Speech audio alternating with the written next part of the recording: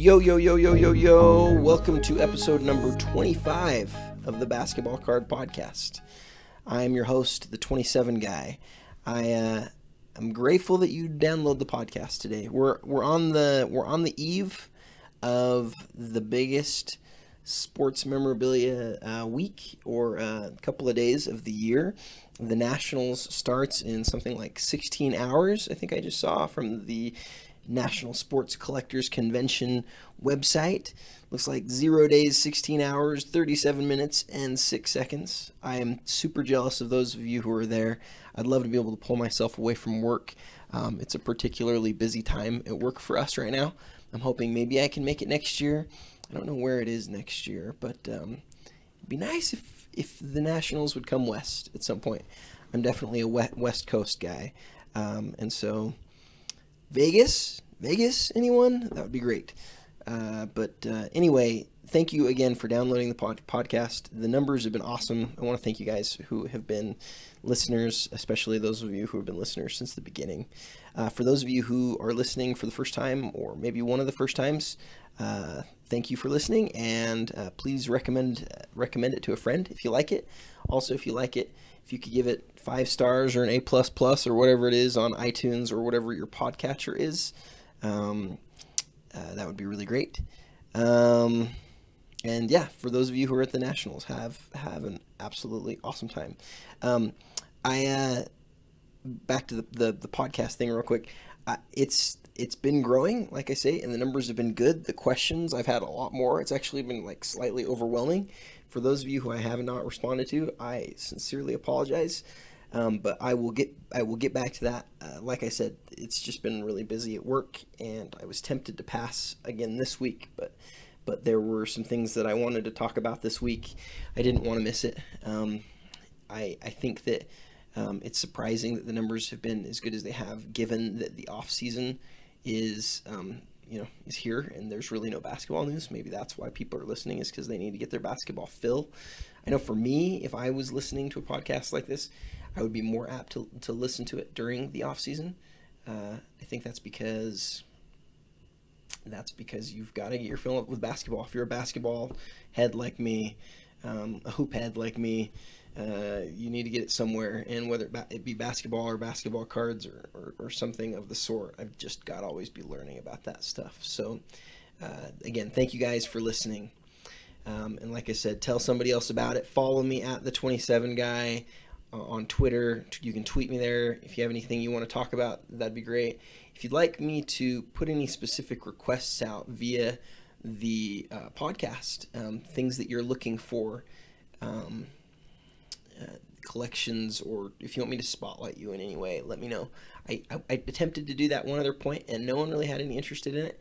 I only attempted to do it because other people had the idea that it might be fun.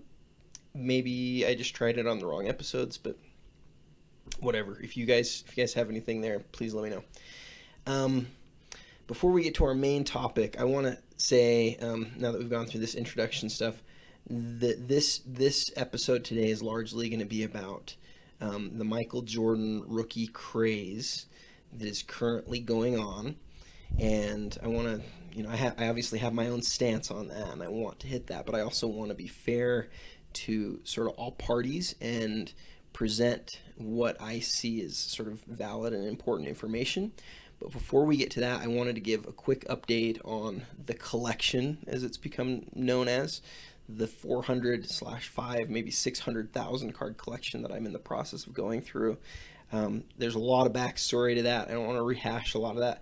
I just want to say that where I am right now is I've brought probably 75 to 80% of it to my house, and I've gone through all of that, and I've sorted through and found the stuff that that basically needs to go on eBay individually, on eBay in a lot, and then all the other stuff is just in one big group. The stuff that's going to be lotted up are various sort of insert sets, basically stuff that's only going to sell for over $100 though. Like for example, the Top Stars 1996 Refractor partial set, the John Stockton, Karl Malone game used lots, all of the numbered inserts or refractors, will be in their own individual lots. All of the, I should say, miscellaneous numbered cards and miscellaneous insert cards, miscellaneous numbered cards, and refractor cards. If I looked at them and thought that there was a very good chance that they would sell for over $8 individually, then I will send those ones to Probstein to be consigned. They'll all go at the same time, and for those of you who have been asking, hey, do you have this? Do you have that? If I have that stuff, what I'm trying to avoid doing is sending out a million little packages and going to the post office a million times. And so I really want to just send most of it to Probstein, do maybe 10 or 15 other lots. Like I said, refractors, inserts, game used, Stockton Malone rare stuff. Maybe we'll do one really rare insert lot that's just filled with a ton of cards that would sell for like $5 individually on eBay. A Kobe lot and a Jordan lot. And then there will be a couple of like little baseball lots too. But probably 95% of his stuff is basketball, and so that's what I'm focusing on. Besides that stuff that goes to him, or the individual cards and the lots, everything else, I don't know what I'm going to do with that at this point.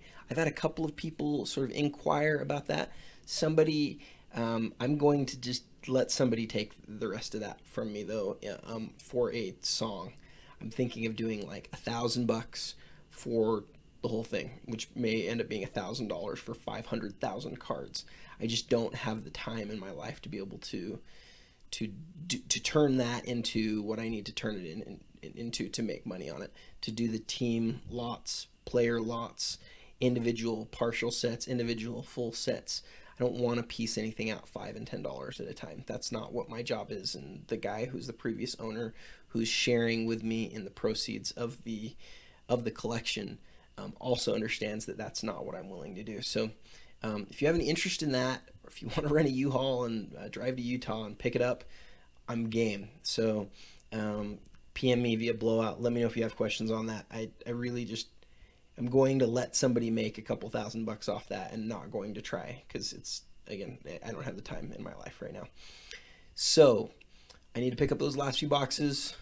We'll go through there. We'll let you know if there's anything else that's awesome, and I will also let you guys know when the stuff goes up on Probstein, either via Blowout or via the podcast or via both or whatever. So that's that. Whew. Flew through that as fast as I could. I know it took forever, but I went through it as fast as I possibly could. I want to make sure we're still recording. Okay, we're still good. To our main topic of the day. Michael Jordan, rookie time. My background with the 1986-87 Fleer set is I started putting it together when I was probably 7 years old, maybe 8, and would take my weekly allowance and go into my local card store and would pay $2 a common card, sometimes less if they weren't in good condition, and slowly I put together the set until I had 131 of the 132 cards, and you can guess which one was the last one that I needed to get. And I finally got one in an amazing sort of long story for $27 when I was probably 12 years old. And I completed it. So by the age of 12, I completed the 1986-87 Fleer set. That was like 1995. The Jordan rookie at that point had a Beckett book value of like $800. And mine has like 5 or 6 creases in it. I've owned, I don't even know how many since then. I've owned, in the last couple of years, I had a couple graded. One of them was a 9 that I thought should have been a 9.5 that I sent to Beckett. Didn't really want to deal with it anymore. I remember I moved it for $1,500, which now seems like that was not a good move. It's worth a lot more than that now. But I've owned other high-end nice ones. I've owned middle of the range ones, and I see it as an extremely important card. Iconic card. It is the iconic basketball card. Okay, it's a super important card. And my background with it is I like the set. I mean, I don't just like the set. I love that set. It's the one thing in my collection that I've had, since I was a kid. I still own the set. I still own my original Karl Malone and my original Michael Jordan, and that's one thing. That's one set that I'll never move. Probably the one piece of my collection that I'll never move is that set. So that's a little bit about my background on the set. Um, I posted on Blowout yesterday a a new thread, and I called it "My Michael Jordan Rookie Card Thread" or something like that. Um, and I'm going to open it right now. And it has had, looks like I think about 16 or 17. Uh, well, there have been 16 to 17 new Michael Jordan rookie card threads started over the course of the last 4 days. And to be fair, some of them are, hey, check out my Jordan card, like mail day stuff. You all know I love a good mail day, so I can't give anybody a hard time for doing that. But lots of those, lots of what's going on with this Jordan. I'm so sad I sold my Jordan. I'm hurting right now. I had a Jordan and I sold it. Is this fake? Is this real? Is this shield? Is this like just lots and lots of focus, lots of energy going into talking about Michael Jordan rookie cards right now, which is awesome since the card is 30 years old. And we'll talk about that more in a sec. I posted this, and then I had some people say some things, and one person wrote, I hope that this thread gets used. And I wrote, it won't. We will get another 6 MJ threads tomorrow. We only got 2, by the way, so I was way wrong. Obviously, I was exaggerating with the 6, but whatever. And then I wrote, it's like an infectious disease. It's like the Steph Curry Topps rookie crap all over again. Promote, speculate, report new high sales, and get excited. Only unlike Steph, there is absolutely no reason for the recent craze. The Steph market had something to do with the events of the day. It was fake. I called that out too then. And those of you who've listened to the podcast all along know that I did. Talked about that one for several episodes. Talked about why it would crash. And it did. But then I wrote, but at least it was based on something. This isn't the first time we've seen this with Jordan. This isn't the first time his prices have been manipulated en masse. There are thousands and thousands of Jordan rookies. I have personally owned at least a dozen, maybe more, but the more people talk about them here on Blowout, and since eBay completed sales is the new Beckett, people believe they're on fire. And this is my subject for tomorrow night's podcast, if anyone's interested, the Jordan rookie market and the bubble it is. And so that's where we are. Couple of really good comments after this from some of the smarter people on the board. Justin, Alabama Slamma, got to be like the smartest guy on the board. It's a lot smarter than me. Smart dude. Talks about how much he likes the having the Jordan threads. So there are lots of people who have them. He talked about the PSA epidemic. And he appreciates that data, and I'm totally with him on that. I love those threads. Understanding what's going on wrong in the hobby is super important. And what we found recently is there's a lot of forgeries going on that appear to be real and appear to be sealed in the PSA cases, where they're not. They've been made to look that way. And so PSA has attempted over the course of the last few years through changing holograms and whatnot to make this more difficult, but we're still seeing some of the old cases pop up. We're still seeing people buy into things that aren't real. And so I'm completely with Justin on that. I think that's a great point.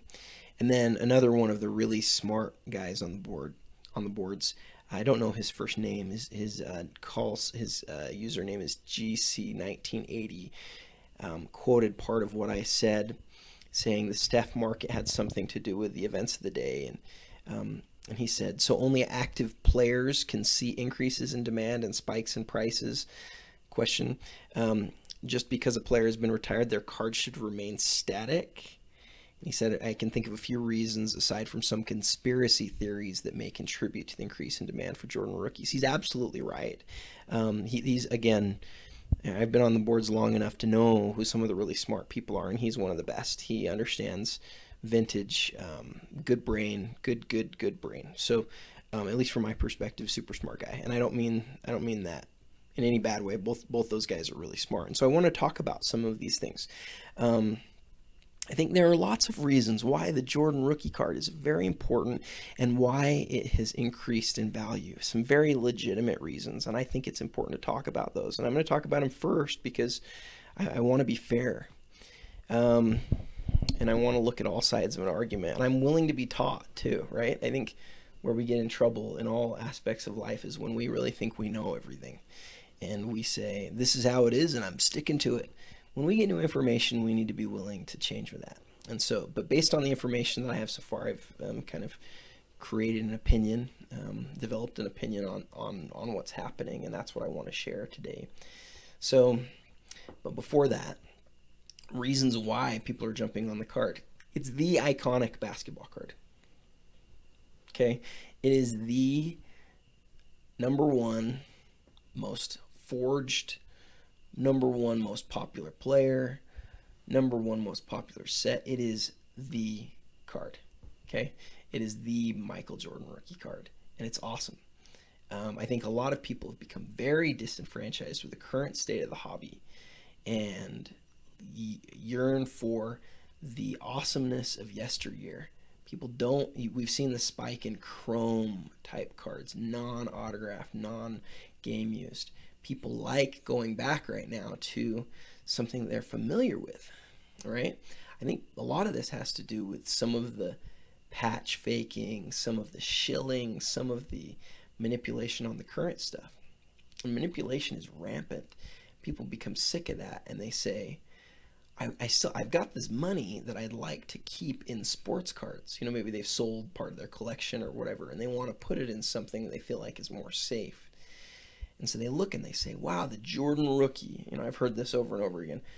The only safe place you can put your money in this hobby is in Jordan rookies. I've heard that over and over again. I cringe when I hear that because nothing is safe when it comes to investments of this nature. Nothing is safe. And if there's one thing we've learned, that's the case, is when you think that something is sure to continue to go up or even maintain value, that's not always true. Okay? It's more true of vintage, for sure. I digress.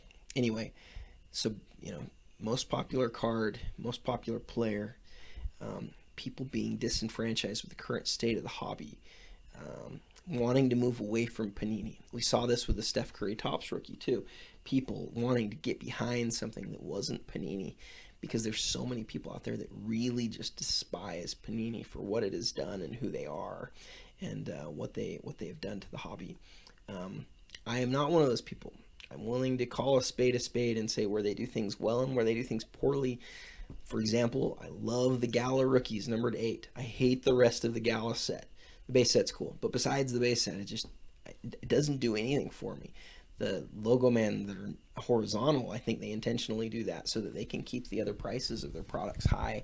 They knew when they created that it wasn't going to be great, and the resale after you're opening these products is just it's the definition of a bloodbath. It's terrible.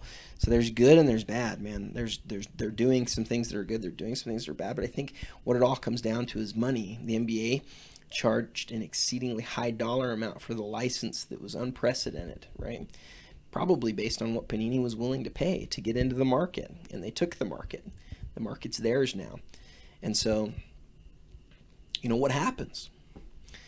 They've got to make money. They've got to create products, and they've made a lot of them. They saw very early on that their products that they were able to produce that cost $120, other than the prisms and selects, or prisms and those sort of chromium cards, haven't sold well. Everything besides that's in that price range, is what I'm trying to say, has not sold well. And so they look for other options. And what it came down to, I think, is they can sell some Noir, they can sell some Lux, they can sell some Gala. Even though it's well overpriced, they can do that.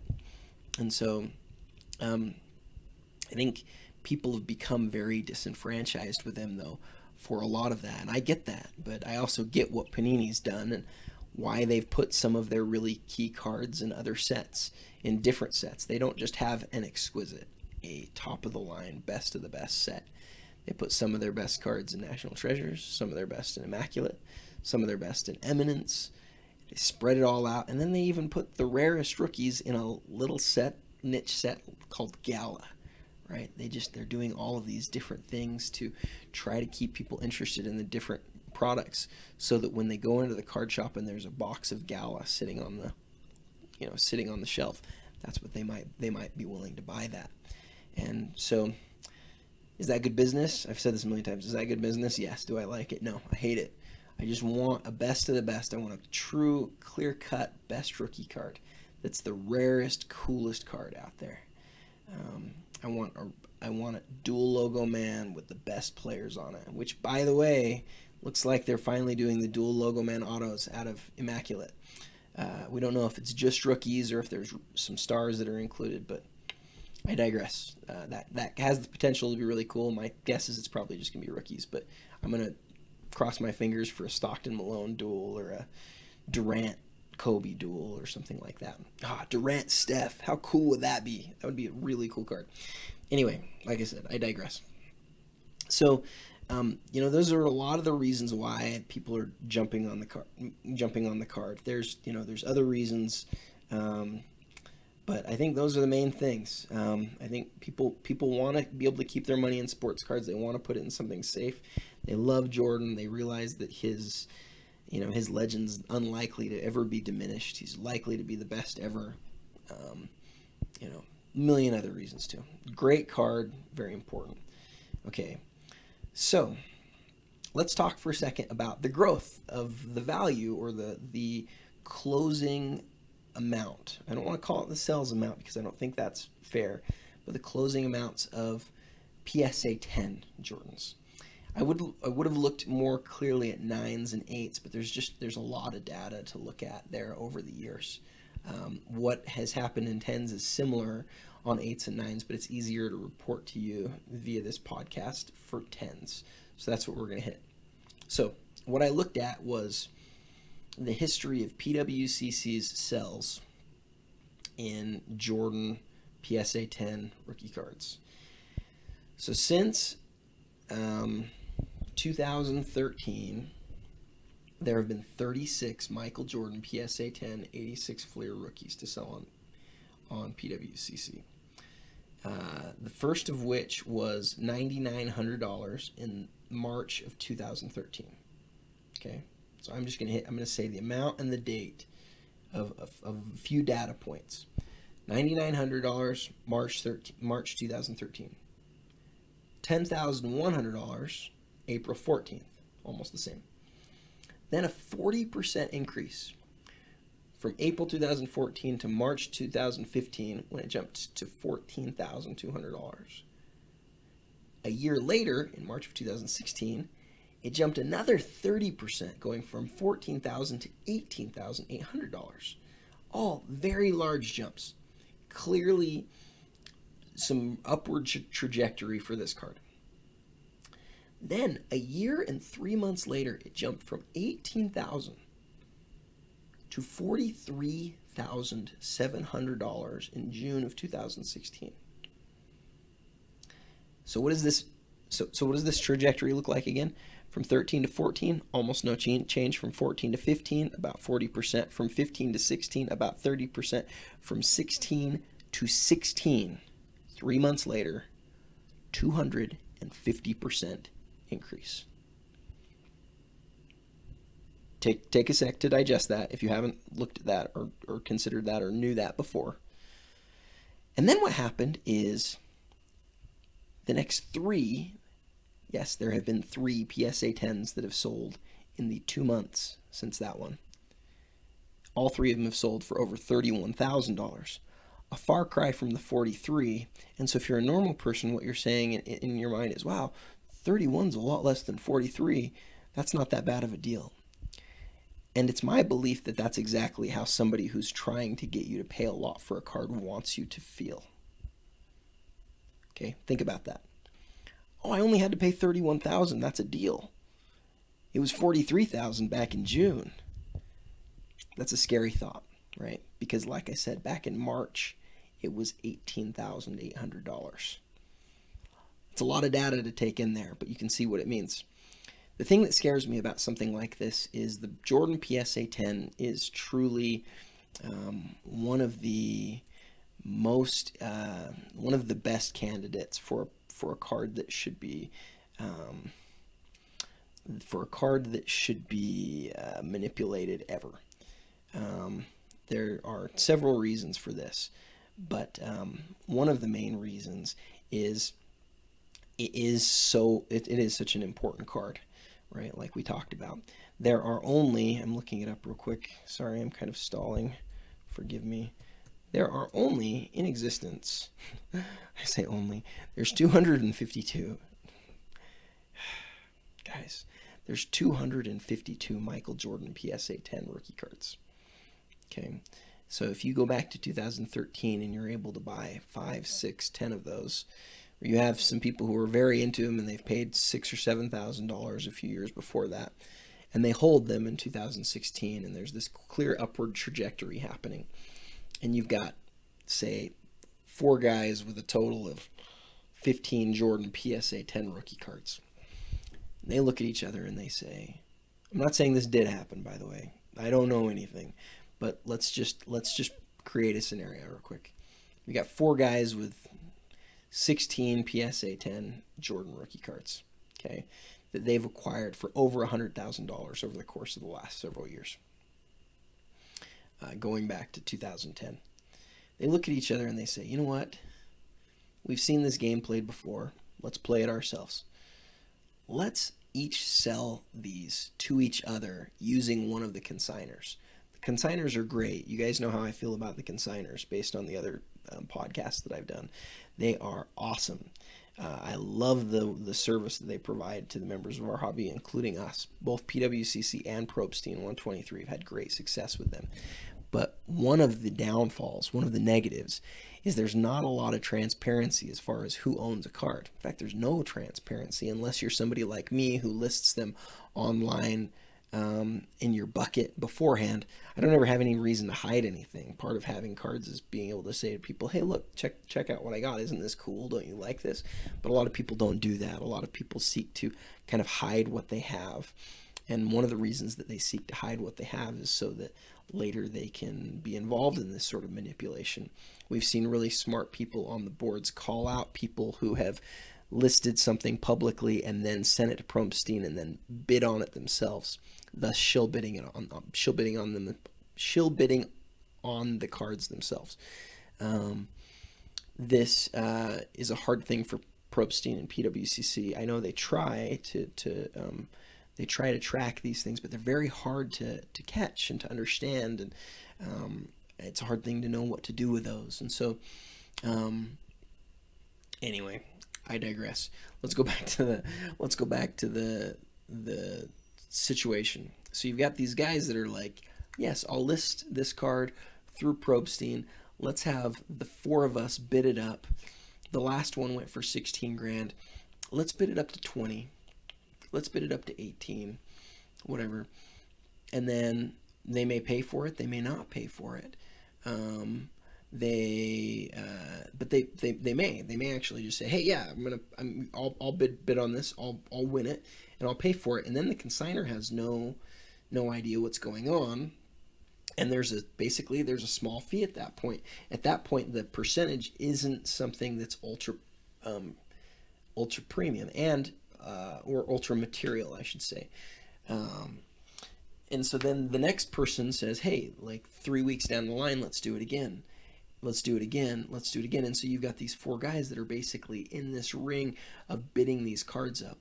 Well, all of a sudden one day you hit one that they go, we're going to go crazy. Let's bid this thing up to 43 grand. Well, keep in mind, 3 months prior, it was worth 18,000, right? Now you're saying, well, nobody's going to pay the 43 grand though. Nobody's paying that. Well, that might be true. But at that point, a new market has been created. A new norm has been created. And people have become excited about it. People have started talking about it. It's all over Blowout, right? It's all over the boards. People think that this is the new market. And they think it's the new market based on this group of people that's come together to then say, we're going to create these high values. And again, I don't know that this is what's happening. I'm just saying it's really this easy right? Even if they bite the bullet and are actually paying for the cards after they're bidding on them, and they're paying the small fee that at that point I think is 8%. 8% on 18 grand is still a lot of money, right? We're still talking about $1,600 ish. But if you can do that 2 or 3 times and then not pay for it a couple of times, then you have 3 cards at the end that sell for $31,000, an increase of $13,000 over just a few months before that. That wipes out any fees that you're paying. That wipes out, or any fees that they paid to make it look like this card was, like these cards were really appreciating. And they then have 3 real buyers at $31,000. Again, I don't know that this is what's happening, but it's an easy story to tell. It's an easy situation to see happening. And it makes me nervous because I think you've got a lot of these guys who are just saying, hey, I love Jordan. I see his stuff's going up. I'm going to do this. And people are gullible. People pay thousands of dollars for things that aren't worth that. And when you see a card, skip the $43,000 data point in June, when you see a card move from $18,000 in March of 2016 to $31,000 4 months later, it's still almost doubled for one of the most iconic cards out there. That doesn't make sense. The card's 30 years old and it doubles in value 30 years later over the course of a couple of months. I know I'm not super well spoken, and maybe that possibility that I just discussed isn't what's happening, but that doesn't make sense. Double the value in 4 months is insane, and I hope that people understand that. I hope that people don't look at the $43,700 mark and then justify their $31,000 buys off of that. Again, similar things have happened with both the 8s and the 9s in recent months as well. Okay, so having said all of that, let's talk about some other bubbles in sports cards. I've been around for a lot of them. So the one that I remember first actually is a weird one. Back in 1995, all of the refractors for the first 3 years of basketball cards were they were all on fire. I remember the most common of commons from those sets were selling for $5 to $10 at my local card store. Larry, and then obviously later they tanked. Larry Johnson rookies, I remember his Upper Deck rookie was $20 at a card shop. I watched a guy pay $20 for it. It went real fast. Shaq rookies, the Michael Jordan Upper Deck incorrectly stamped slam dunk card, I believe 1992-93 Upper Deck, might be 91, no, I'm pretty sure it's 92-93. The ink or the foil was mixed up between the Jordan and the Dominique Wilkins. That card, I remember in the back, there were up arrows every month for about a year, and then there were down arrows. There was like 2 or 3 months where it stayed, and then it was just down arrows every month for like a year. There was the He's Back SP gold and silver insert. There was a red version that was like one in every box. I think it was 1990. Gosh, what would it have been? 1995? 1994? I think 90. Man, I'm mad at myself. I don't know this. 94, 95. It started at like $20 or $25, went all the way up to $150, and came all the way back down again. There was the great shop at home Modesto A's and Mother's cookie cards, which the shop at home network really publicized and told people they were really cool, and nobody knew about them beforehand, but because of this reach that Ken Golden had, he was able to publicize these cards, and they went crazy in value, and then obviously just completely crashed. Along those same lines in basketball, there was the Fournier Estrellas Michael Jordan box or set that had had 2 Michael Jordan cards in it actually, but one of them he was selling for crazy amounts of money, PSA 10s for $3,000, and you can find them today for like $25 or $30. And then most recently, the most recent bubble that we had was the Steph Curry Topps rookie card bubble, which again, as it was happening, if you listen to the smart people in the hobby, they looked at it and they said, guys, this doesn't make sense. The sort of supply on this card and the potential demand just don't line up. And so where we had those cards selling for $600 for a little while there, and for over $400 for a long time, it just didn't make any sense. And now today they sell for about $100, some a little bit higher, some a little bit lower. And that was seriously 3 months ago. And again, we could see it as it was happening. So we have these bubbles. We see them fairly often. And so I asked the question, what do they have in common? I think a couple of things. There's lots of attention placed on these specific cards.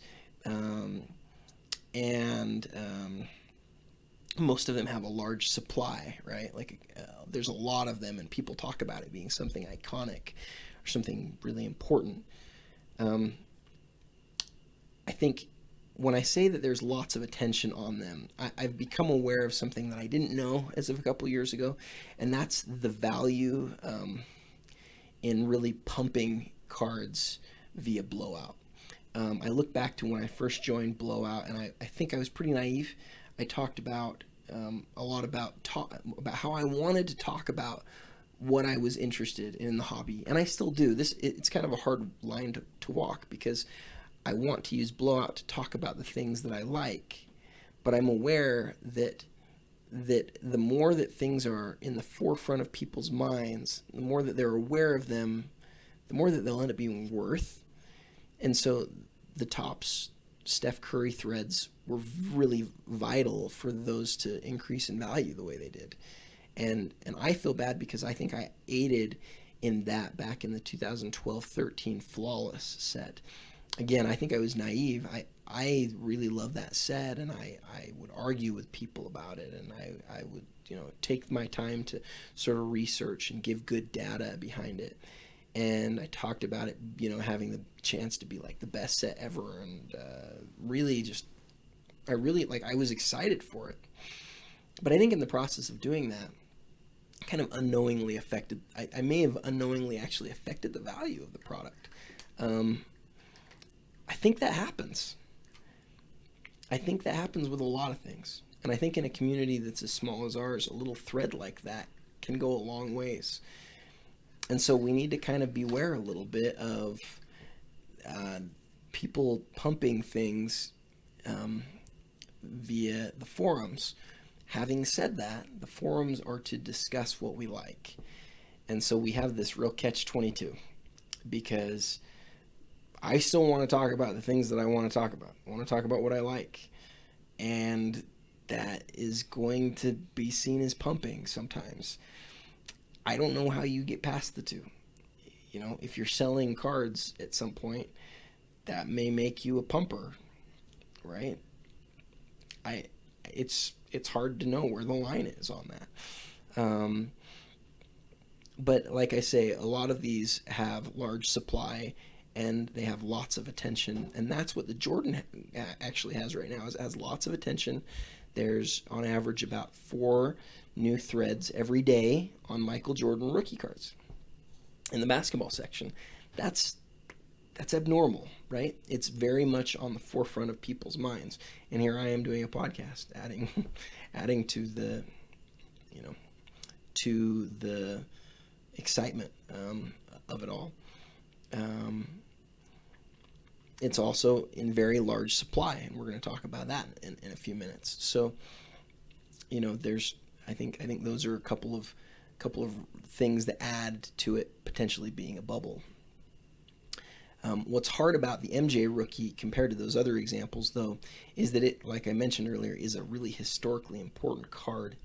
You can't, when you talk about, Larry Johnson rookies or the Modesto A's Mark McGwire, that's not the same thing. So I think that's where the waters get a little bit muddy. It's hard to quantify these things, and hard to value, because no two cards are exactly alike and don't have the exact same specs. I thought of the Ken Griffey Upper Deck rookie because it's obviously really iconic. Griffey's not Jordan. Griffey's not the Jordan of baseball. And so that's not a perfect example either. But I think there's some truth there. I think the other thing that's really hard about this is it's hard to get an honest opinion from members of Blowout or from other collectors, because there's the haves and there's the have-nots, right? There are the people who have an incentive for the card to do really well, and they have the opportunity to make potentially a lot of money off of it. Hopefully those people have already made their money off of it because it's gone up so much recently. But you'll talk to somebody. I had this happen a little while ago. I won't say names, but I posted something recently in Blowout that was a really honest question about a set that's decreased pretty dramatically. And one of the guys who's on there, who's a very polite member and a guy who I've dealt with in the past, said some fairly rude things within the thread. And I thought, that's interesting that he would say that. And immediately it came to my mind, oh yeah, he probably has one of these cards that I'm talking negatively about. And it wasn't a week later, but that I saw him in another post talking about that card that he had. So his viewpoint of what I was saying, it feels like his viewpoint was being affected by his wallet. And that makes sense, right? People don't want to bash something that they own stock in. But that's why the boards are interesting, and why they're effective. Because if everyone's saying good things about the Jordan rookie, then that's what other people are going to hear. And that's when they're going to go out and they're going to buy. And that's why they're going for so much money right now. I don't think it's all, one person or any group's fault. I don't think it's all totally intentional. Again, I think that there are groups, like I talked about with the PSA 10s. I know that sort of thing has happened in the past. By the way, that is 100% fraud, and that's something that you can go to jail for. So don't do that. Do not do that. Seriously, not good. People have gone to jail for that sort of thing. And where we're talking about $30,000 cards at this point, that's a risk. And so all I'm saying, though, is that sort of thing is possible. But simultaneously, you have this effect of, oh, this is going up, and I have one. Let me talk about it. Let me talk about it. Let me draw attention to it. And when you get enough of that happening at the same time, it creates this excitement, these up arrows basically everywhere, and values continuing to rise. And what will eventually happen is enough people in the market will put theirs out there for sale because they see the potential for profit. And at some point, the pumpers and the manipulators will not be able to keep up with that. And I think that's what's going to happen. I think most of the people who are owners have an understanding of the bubble that they're in, but it's hard to leave the party when the party's going, right? And they're sure not going to say anything about it while the cards are going up, because that's not in their own self-interest, and we always look out for ourselves. I try to be unbiased as much as I can. I like to say, hey, here's something that I bought that it hasn't done very well. And I like to say, I try to do that, but we all look out for our own pocketbook. So I understand why people don't do that. There was another comment in the thread about the Jordan being the modern day Mickey Mantle 52 tops. And I read that, and obviously just felt like that was a really that's not a good comparison. I understand as far as like iconic players and iconic cards, but we're talking about a card that goes back to the glory days of sports cards. When people talk about cards now, if you're talking to a novice, they automatically think you're talking about baseball cards, because vintage baseball is the thing, right? The 1952 Topps Mickey Mantle card is the card of cards, right? And tons of them, like basically all of them that are known of, have been graded, right? The majority, not all of them, but a huge percentage of them have been graded. Whereas just a piece of the Jordans have been graded. Again, a high percentage, but not probably as high as the Mickey Mantles. The Michael Jordan PSA, or the Michael Jordan 1986 Fleer card, on the population report for PSA, there are 15,728, and for Beckett there are 8,758, giving us a total of almost 25,000 graded Jordans. Now, I will admit that card, probably more than any other basketball card, has had a lot of regrades, right? A lot of people have cracked that and sent it back in and tried to get bumps, and so that artificially inflates the population report. So although it says that there's almost 25,000, there's probably a number of those cards that are on the population report twice and 3 and 4 times. And so maybe that 25,000 is really a number closer to 20,000.